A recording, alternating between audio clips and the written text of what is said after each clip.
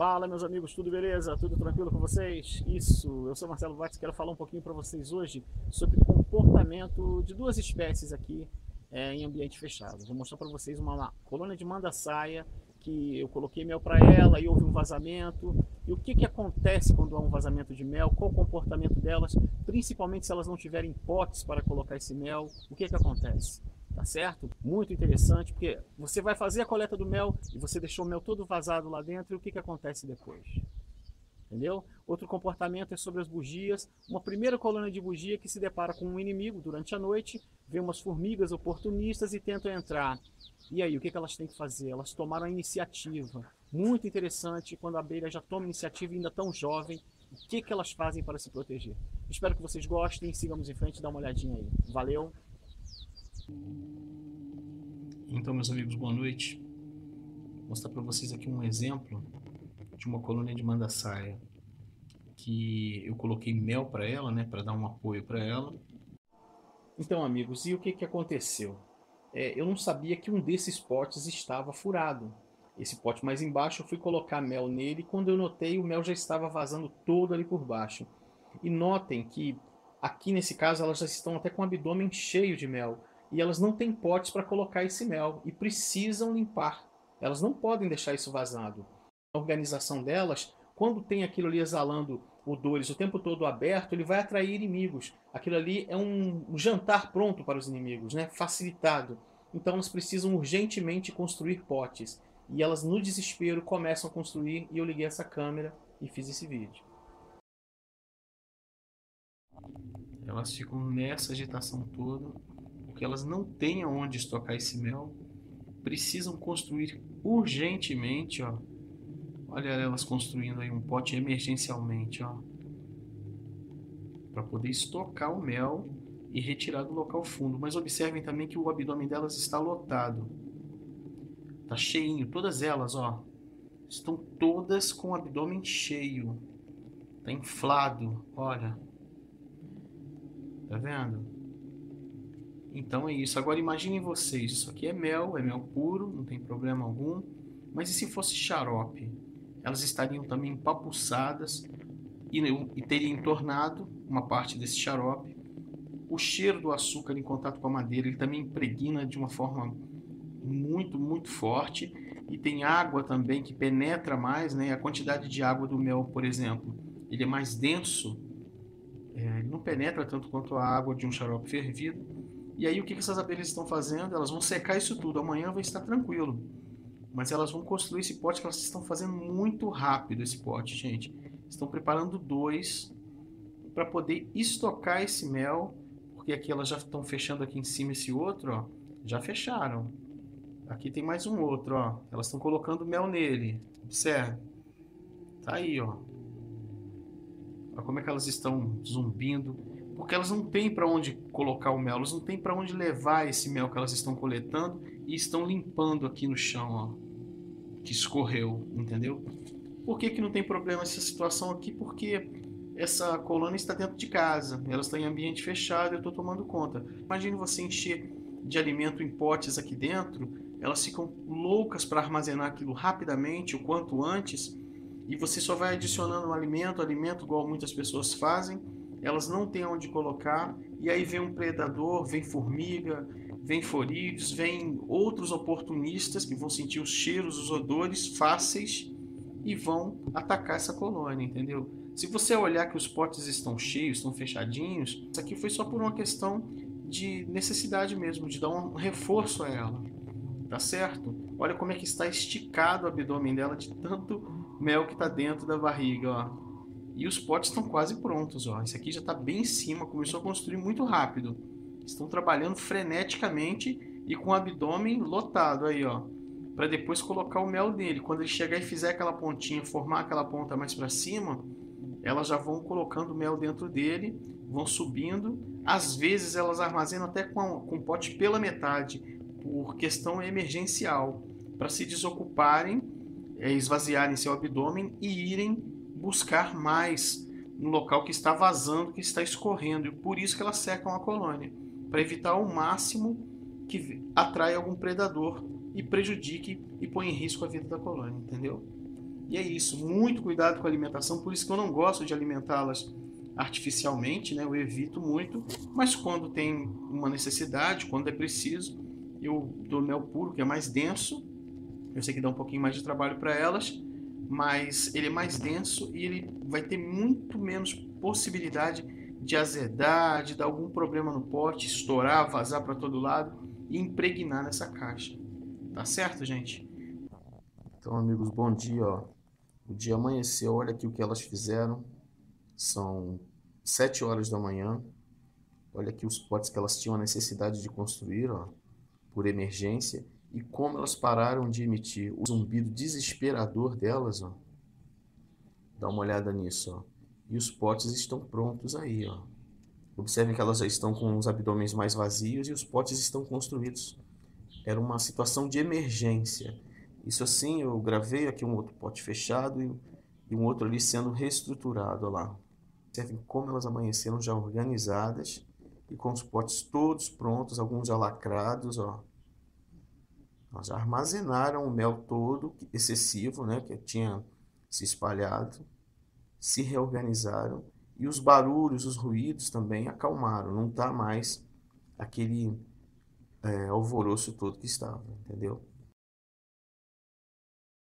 Então, amigos, aí ficou o exemplo aqui, para vocês terem uma ideia, que depois que a gente abre uma colônia, tira o mel, e é também um dos motivos pelos quais eu não gosto de um modelo de caixa que o ninho fique junto ali com o mel, entendeu? Por isso que eu vejo a necessidade de tirar a melgueira, de uma melgueira que se tire, retire, né? Se movimente ela, seja funcione tipo um refil, você coloque outra, e que você depois devolva essa melgueira, ou ela vazia, ou com cera, mas já bem escorrida, devidamente escorrida, porque quando tem o ninho junto com a estrutura toda ali do mel, e a gente tira, faz aquela coleta, isso assim, meus amigos, no meu ponto de vista, tá? Vai fazer uma coleta de mel, se você tira um recipiente, ele é móvel, você dá muito menos estresse à colônia. Agora, olha aqui um exemplo muito rápido, por um simples descuido meu, né? Porque eu tinha quase certeza que esse pote estava fechado por baixo. Eram 3 potes vazios e eu coloquei mel dentro de 2 deles e falei, vou colocar nesse terceiro aqui que está lá no fundo. Coloquei, só que eu não sabia que ele tinha um furo, que elas tinham tirado uma parte da cera dele. E esse mel vazou por esse furo. Quando vazou, fechei a colônia e comecei a filmar. Falei, vai começar o problema aqui. Elas vão começar a resolver o problema, que é o vazamento. Porque um vazamento de mel, de xarope, de alimento, de pólen, eu também às vezes dou pólen para as abelhas, mas o pólen, por exemplo, se for um pólen granulado, desidratado, ele vazado no chão, muitas vezes ele pega a umidade da lixeira e da colônia, e o que acontece? Pegou umidade, ele começa a azedar rapidamente e o forídeo vem e coloca os ovos em cima dele. Então é o seguinte, se for colocar o pólen desidratado, é muito legal colocar nesse pote que ela já está pela metade pronto e certifique-se que ele está fechado. Eu não estou falando de um pote que a gente modele ele não. Eu estou falando desse pote que já é construído, que você coloca dentro dele e a abelha já dá continuidade à estrutura dele, entendeu? Isso aqui foi em pouco tempo, em poucos minutos elas começaram a construir essa estrutura. Eu só fechei e elas já começaram a construir, ou seja, elas já têm uma rainha, essa colônia foi uma divisão aqui, de pouco tempo, e ela, então, eu já notei que ela tinha a presença de uma princesa escolhida, não era uma rainha, mas uma princesa já nomeada, que já comandava ela. Então ela já tem essa organização.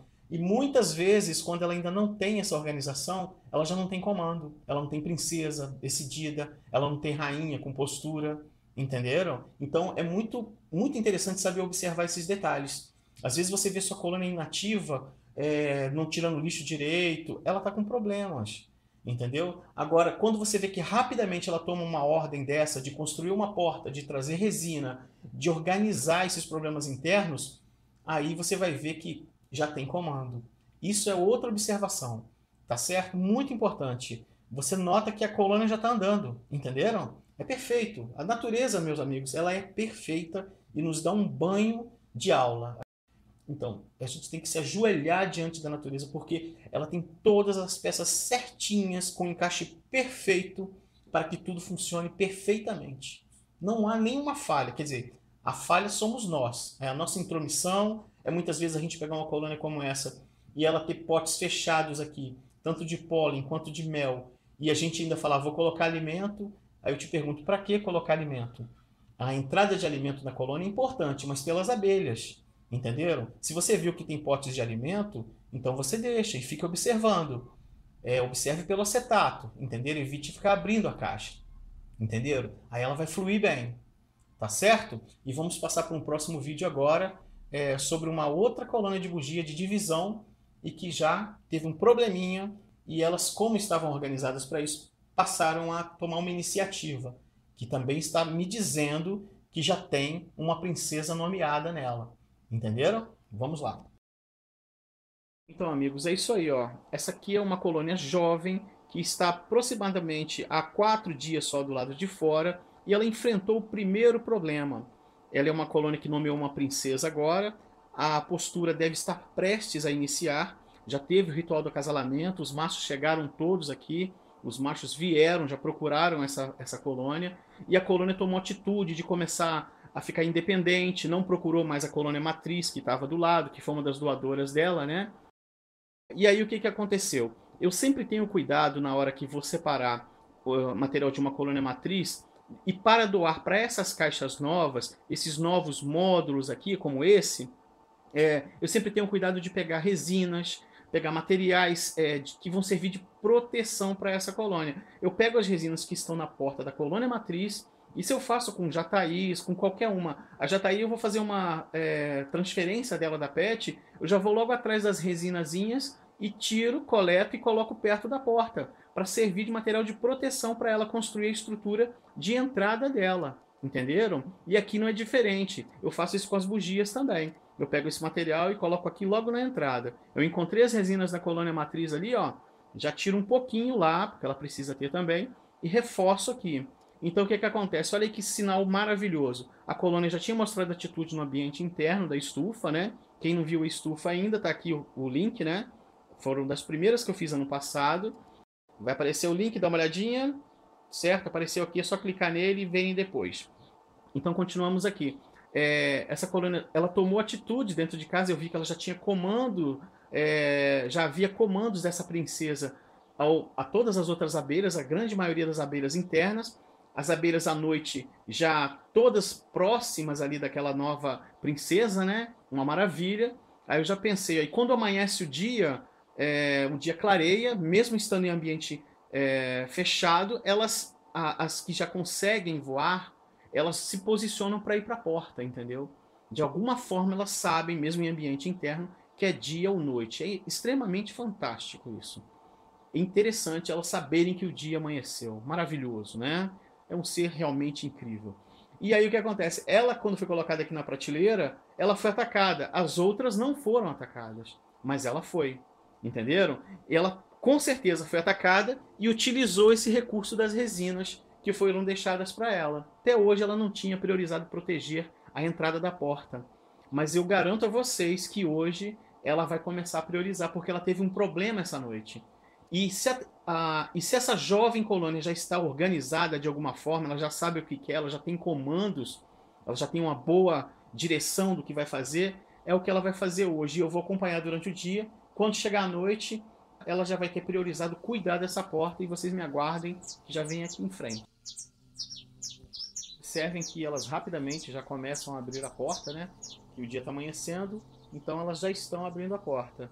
E hoje vai ser um dia diferente para elas, e tem chovido bastante também, e provavelmente é uma formiga amarela que tem aqui, que deve ter atacado ela, entendeu? Mas, como eu falei para vocês, elas iriam dar prioridade à porta. Esse hoje no mesmo dia, já mais de 11 horas, 11h30 mais ou menos, em torno de 11h30, e elas estão cuidando da porta mesmo. É muito importante a gente saber observar a capacidade de inteligência natural que esses seres têm, de saberem se organizar, de notarem o que está acontecendo de errado com eles, o que eles precisam melhorar, o que eles precisam fazer.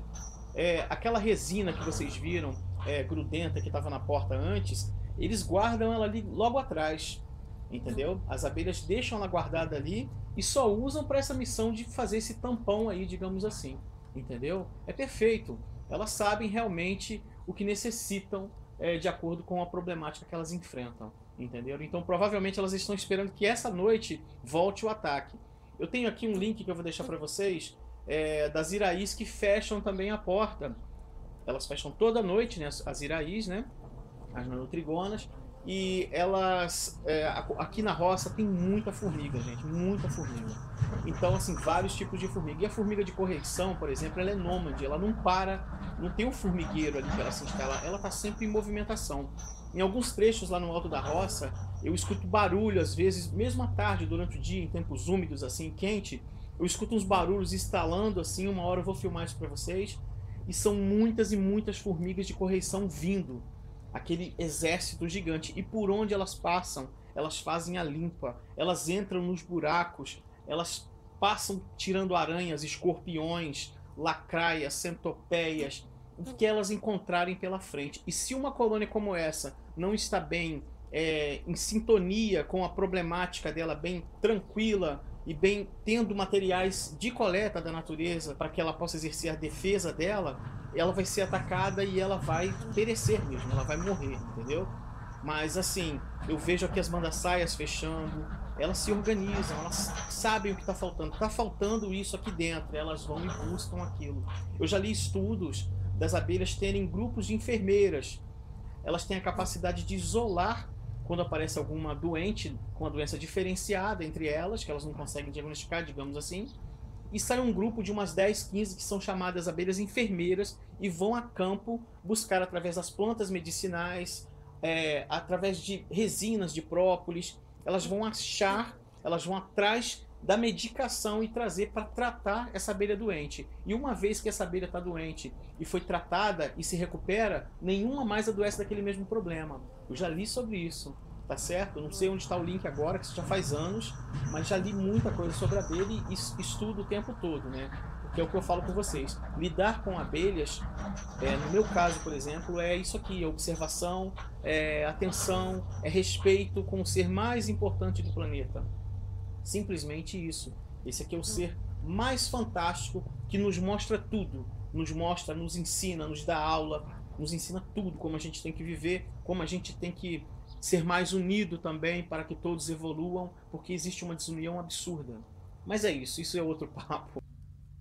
Outra coisa que as pessoas precisam compreender, principalmente quem está iniciando agora na meliponicultura, quem está conhecendo as abelhas nativas agora, é que elas não podem, não devem jamais começar com espécies mais complexas. A pessoa precisa conhecer qual tipo de espécie vive em seu bioma, em sua região.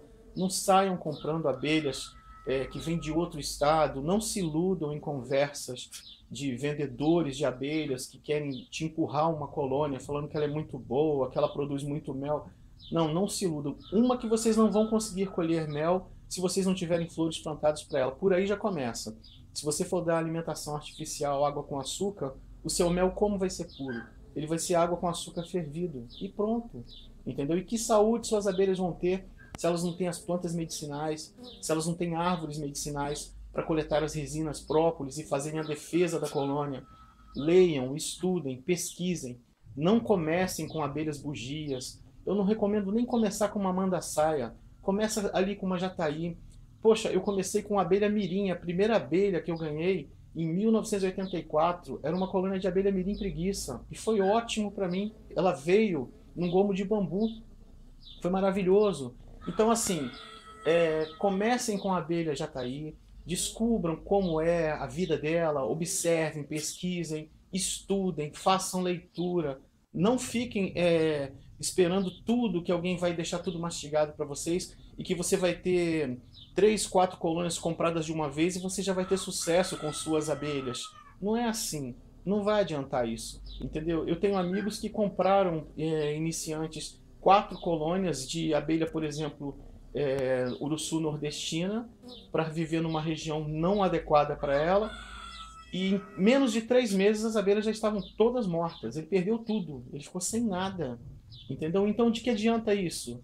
E adianta alguma coisa ser colecionador de abelhas? Você ter que ter uma coleção de todos os tipos de abelhas? O que adianta isso? O que está acontecendo? Qual o seu pensamento com relação e compromisso real com as abelhas e com a natureza? Só para vocês terem ideia, amigos, já me ofereceram a urussu nordestina e eu não quero nem de graça ela para viver aqui na minha região. Eu não tenho orgulho nenhum de mostrá-la voando aqui numa região que não tem as árvores propícias para ela, que não tem a vegetação nativa que ela cresceu, se desenvolveu e que ela sabe os recursos naturais que ela precisa. Aqui ela vai ter que reaprender tudo e vai faltar muita coisa. E a quantidade de desmatamento que já existe, vai faltar muito mais fontes naturais de alimentos para ela.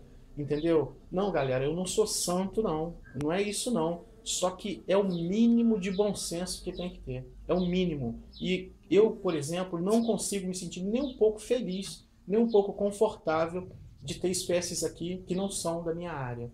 Claro que se for para um estudo específico em ambiente fechado, que não vai alterar em nada, mas só para estudo, de repente até faria isso, por estudo e por necessidade de salvar uma determinada espécie. Um amigo meu falou que, cara, eu tô comprando 2 tipos de urussu novo, não sei o que. Eu falei, cara, novo onde? Ah, vão vir de tal lugar. Eu falei, cara, para com isso, bicho. Pra quê? Vai chegar o inverno aqui, elas vão enfrentar situações piores, você vai ter que ficar alimentando todo santo dia praticamente. E são populosas essas abelhas que você está procurando aí. Elas não vão sobreviver aqui, entendeu? E é uma covardia que é feito. Gente, se houver florestas plantadas, o nosso povo resolver plantar árvores nativas, procurar estudar as plantas que necessitam na região, e todo mundo começar a ter plantas nativas em suas áreas de sítios, florestas, propriedades, o que vai acontecer? Daqui a pouco, essas abelhas não têm mais fronteiras, porque essa fronteira, na verdade, é uma linha imaginária causada pelo próprio homem. Se você for ver, ela é uma linha invisível, porque as abelhas vão passando de uma região para outra e vão se adequando às necessidades daquele local. E aquela abelha que não consegue viver naquela determinada região, ela não vai ficar. E onde estão sendo plantadas as árvores que vão engrossar troncos e não vão ser alvos da cobiça humana para serem cortadas e se transformarem em móveis, entre outras coisas, serem mandadas para fora do Brasil? Onde estão essas árvores gigantes, vivas? Abelhas têm uma necessidade, algumas espécies, de árvores vivas. Abelhas pequenas nidificam em madeiras mortas, né? Troncos ocos e tal, as mirim, jataís fazem muito isso. Mas e essas abelhas, as melíponas, que precisam da umidade de uma árvore viva? Cadê as árvores vivas? Como a gente vai salvar a abelha, meus amigos, se não tem abelhas na floresta? A gente está acabando com as florestas, que é o local de vida dela. Na cidade, eu já estou cansado de falar isso, na cidade, o cara tem 100 colônias. Muda a lei, vem um novo fumacê aí, um novo tipo de pesticida jogado na lavoura, na plantação. No outro dia o cara não tem abelha nenhuma, acabou tudo. O cara tem que começar do zero, sabe-se lá como. E as genéticas vão ficando mais enfraquecidas à medida que vai só se dando alimentações artificiais. As abelhas vão ficando mais fragilizadas. Nós humanos estamos passando por isso. A gente está vivendo mais à custa de medicação, cada vez mais adoecidos, tanto mentalmente quanto toda a saúde do corpo está indo cada vez por água abaixo, vivendo mais à custa de medicamentos.